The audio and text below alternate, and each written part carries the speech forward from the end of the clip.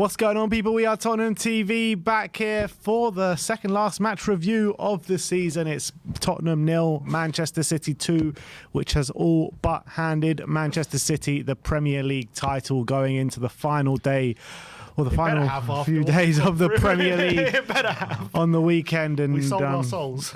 And if it hasn't handed them the title, then that'll be embarrassing. You know what? It was a crazy day yesterday. It really was. I didn't know how to feel when approaching the ground. I didn't know how to feel when I was in the ground. I kept turning to you, Zim, and I was just like, it's just too crazy. I don't know what to do. Ray was frazzled. Yeah, and I just kept saying that throughout the game, and it was just a weird atmosphere. Nothing I've ever encountered before. It's just hard to digest it, and it's hard to pick it apart. There's so many different kind of viewpoints coming out after the game. But when you were in the stadium yesterday, I felt like everyone kind of was of the same thinking, or the general consensus was of the same thinking, where there was a clear support for Tottenham and there was a clear support to keep Tottenham attacking, and when Spurs were doing good things there were cheers and all this kind of stuff. But when Tottenham were to miss a chance, where usually it would be greeted by a bit of anger, it was just like the reality. It was just like everyone was just like, oh well. It was a horrible feeling, to be honest. Like, I feel like I couldn't really enjoy it. But on the flip side, I wasn't getting angry when if things did go against us. I didn't feel like this sense of like injustice or frustration. Like, there was a moment I remember in the second half, Decky cuts inside, and on the edge of the box, he just floats over the bar, and it was a weird feeling. Like, I just didn't really feel any negativity. I was like, it's a weird feeling not to feel frustrated at this point, because usually at that point I'll be like, oh, come on, like, how can you not even get it on target or anything like that? And I didn't feel it. We were 1-0 down, and I didn't really feel that frustration. It was a really strange feeling, but it was horrible kind of watching that game. Not like when Tottenham went forward, and obviously when they had chances, every fibre of my being was saying, I want them to score, but my head was also saying, what if they, like, at the back of my mind, if they score, you know what it means. And there was a small part of me, it was like, it was just a really horrible, conflicting feeling, because all you want as a Tottenham fan watching your team is to win and to score goals and play well. And going into that game and watching that game and having that conflicting feelings in your mind was not something I want to go through again. Yeah, I completely agree. As much as, like, I did have fun watching the game yesterday, all the hate for Arsenal coming out, the atmosphere was actually really good, and, you know, we were singing Spurs songs throughout, we were singing anti-Arsenal songs throughout. I don't like maybe the narrative coming out that Spurs fans were there just to support Man City, and Spurs fans were there. Look, I know we were saying City till July and all this kind of stuff before the game, but once you actually get there and the game kicks off, I felt like it was kind of different to what maybe we were saying before the game. We were happy by the end of it that City had won. We were happy by the end of it that Arsenal had not won the title, but there was a clear support for Spurs. And when you're there in the game and it's playing in front of you, it's hard not to just cheer on your own team, isn't it? Of course. And that's when natural instincts and natural reactions kick in. And look, I thought we played really well.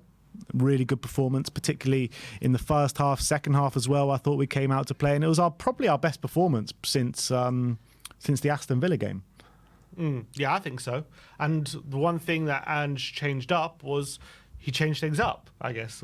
He wasn't really stubborn with players being in certain positions. He actually came up with a game plan to try and combat what City usually bring to the table, which is obviously a high volume of possession, really aggressive pressing.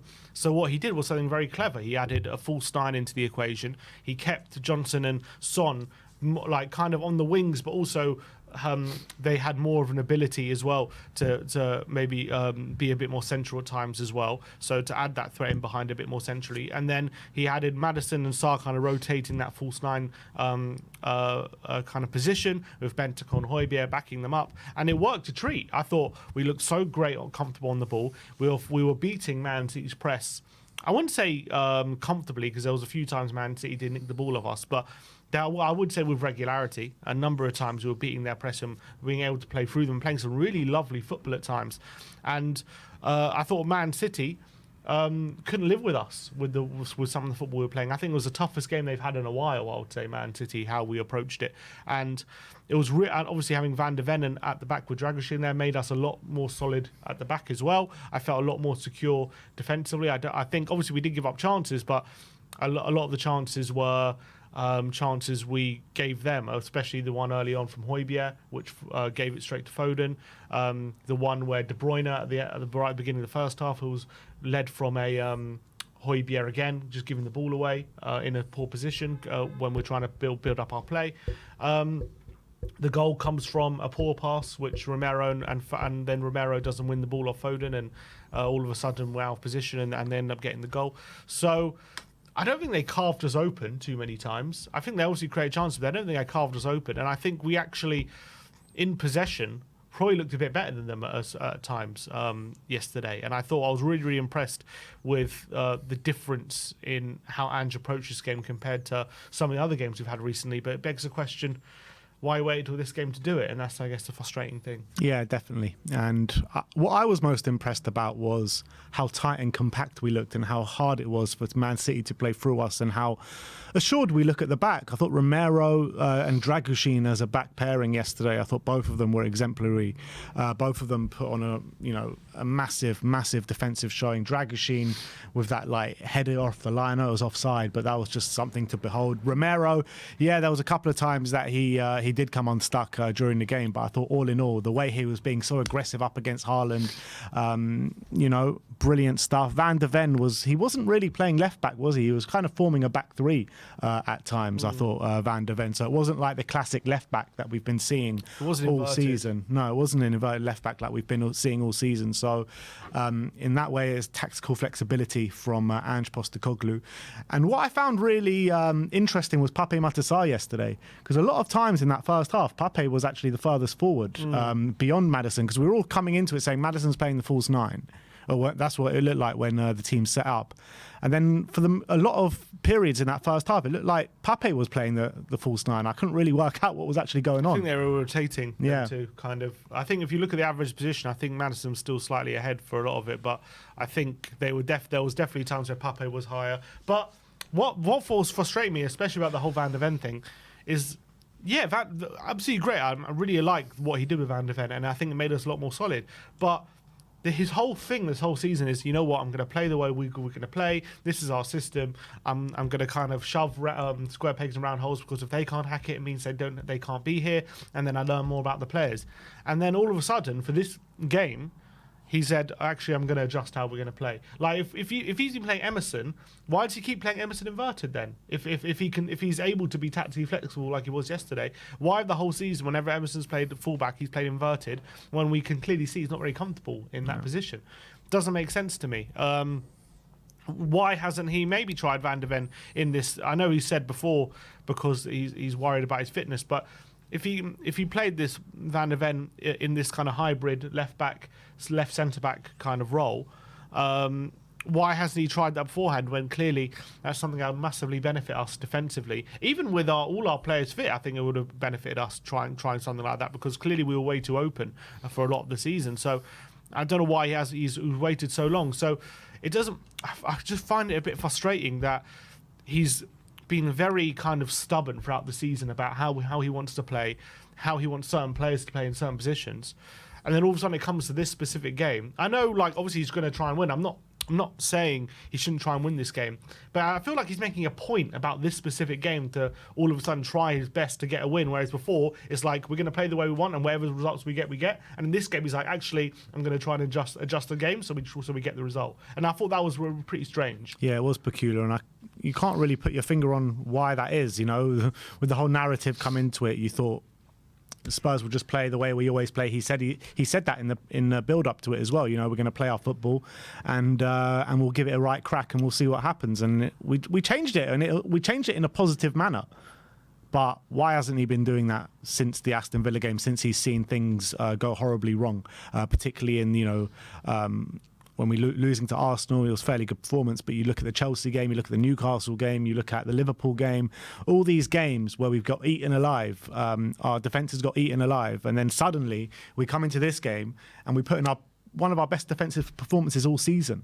all season. We just looked so calm, composed, and even in the ball when we were in control on the ball, we just looked so calm and composed on the ball, didn't we, for the majority of that game? Yeah, we looked actually a bit patient. Whereas I think for a lot of the season, we've been kind of unless we get the ball out wide, as we've been saying, we struggle to really hurt the opposition. But I felt like on yesterday we looked a lot more composed, a lot more patient on the ball, a lot more willing to have possession while also being able to hurt the opposition. Whereas I feel like a lot of the time this season, like the more possession we have, sometimes it goes against us because teams are able to nullify us. But I don't think that was the case yesterday. I thought we weren't rushing our play.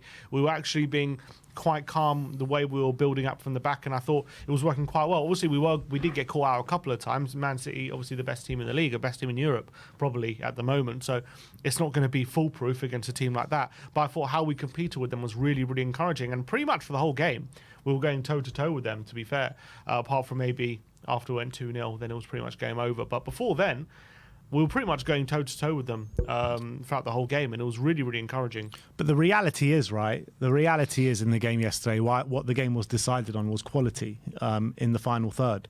We didn't take our chances. Kulusevski has that chance, good save from Ortega. Heung-min Son goes one-on-one with the keeper with 10 minutes to go. Good save from Ortega, but I think Son 9 times out of 10 is slotting those in the back of the net. Where, on the other end of the pitch, mistake at the back, Haaland puts it in at the back post, good ball in there from De Bruyne and good build-up play from Man City, and then Doku makes a bit of a mockery out of Pedro Porro and buys a penalty. So that's what it was. It was clinical and quality in that final third, which I think was the difference between the two teams. Yeah, and that's the difference obviously when you've got De Bruyne and Haaland there, and we just didn't have the players at the same level, unfortunately, and that is the difference a lot of the time between us and the top three at the moment, how they finish their chances and their ability in the final third to really make sure they take full advantage of the chances they create. And that's what we didn't do yesterday. But it wasn't for the lack of trying. I thought we created some really good openings. I thought as well, the changes Ange made mid-game were pretty good. He put Decky, brought him on and put him up front. And I thought that was a really clever move. And I thought he actually gave Man City a lot of trouble.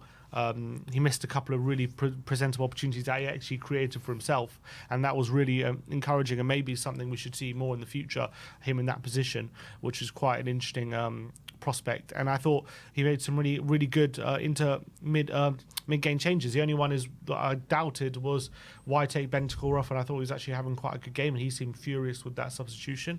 But I can understand that sub though. But I really can understand. He was playing well. He was playing well. I thought he was one of our best players on the pitch. It's definitely his best performance since that Villa game at the start of the season when he had an amazing 20 minutes and went off injured from that Matty Cash injury. But Bentancur was running things in the first half. He got that booking.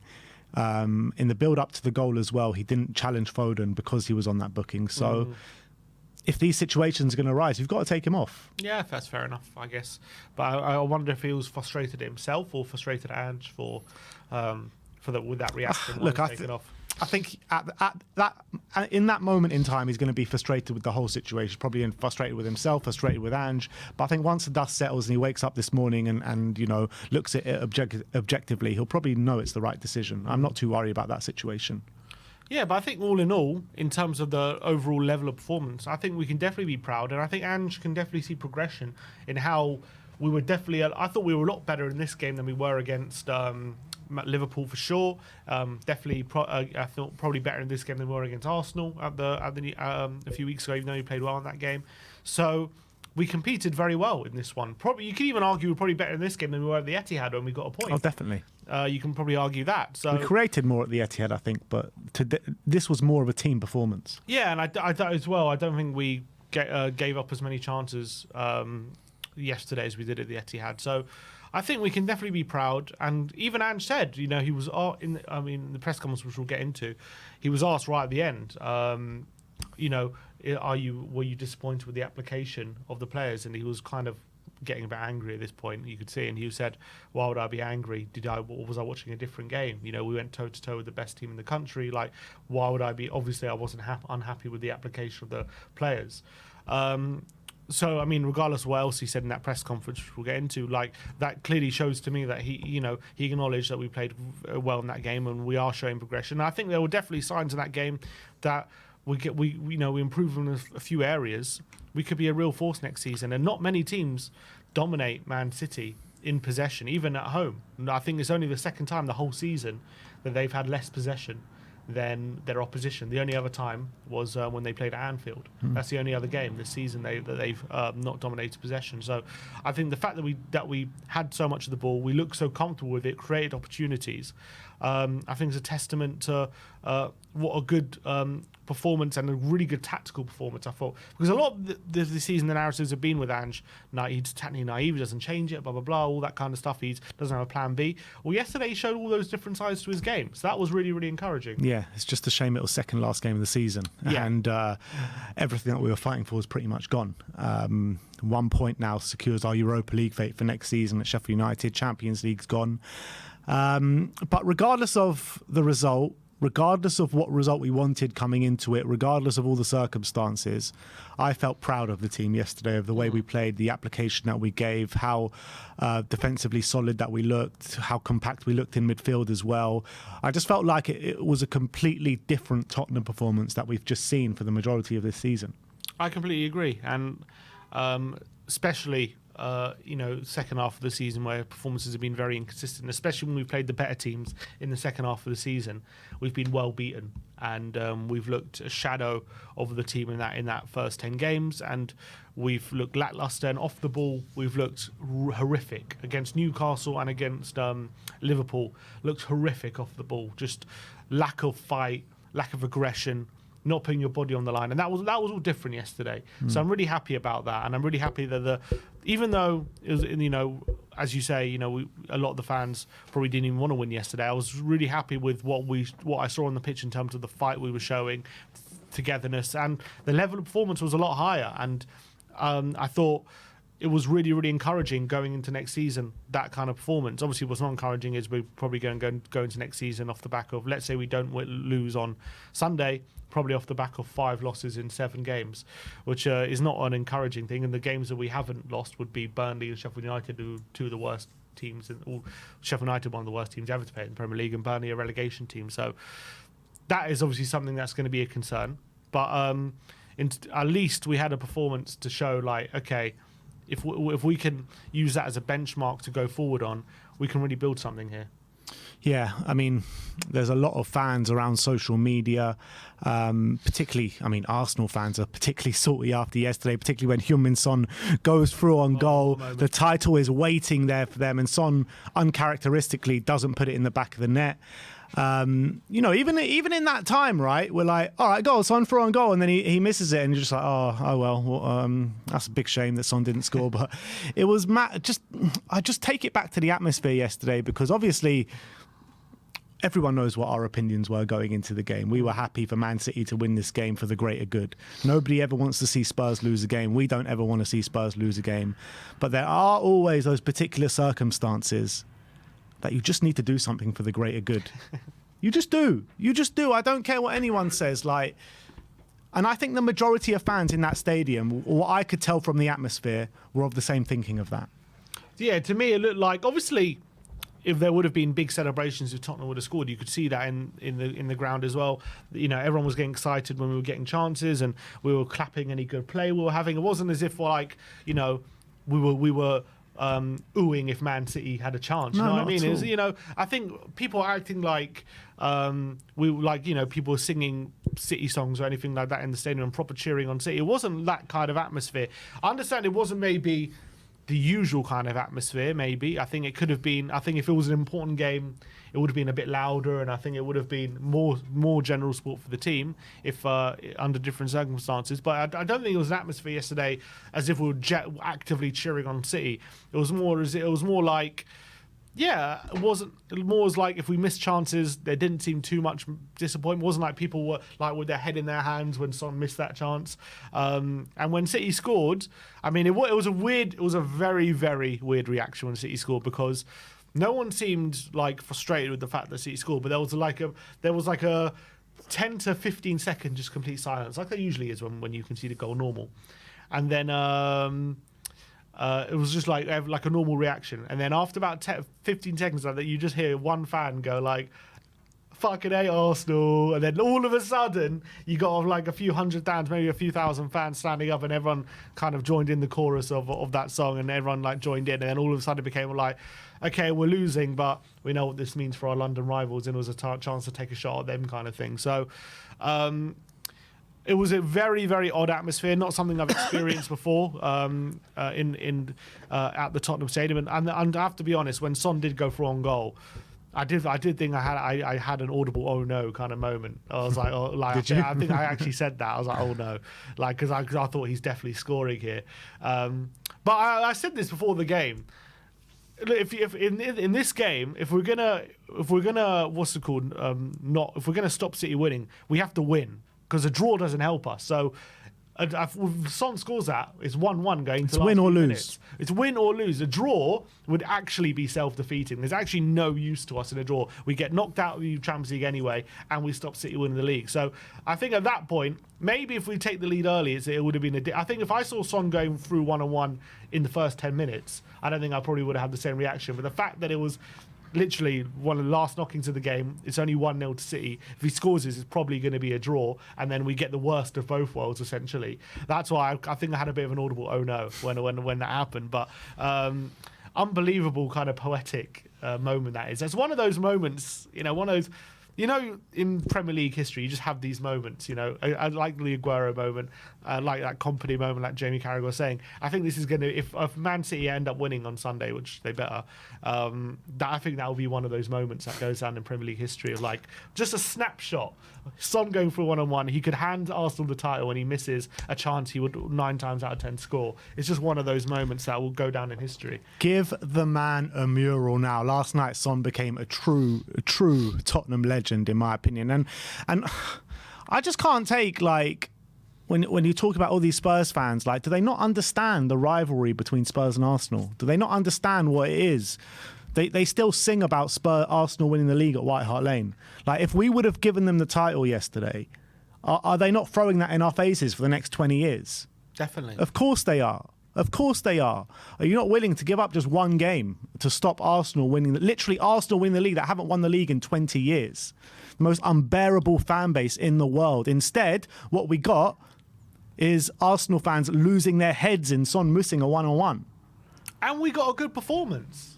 It's not like we completely threw it. Like, we actually played well. We showed what we're capable of. But like, I think for a Tottenham fan, that was probably the best outcome. So have a really good performance, show your potential, show what you're all about.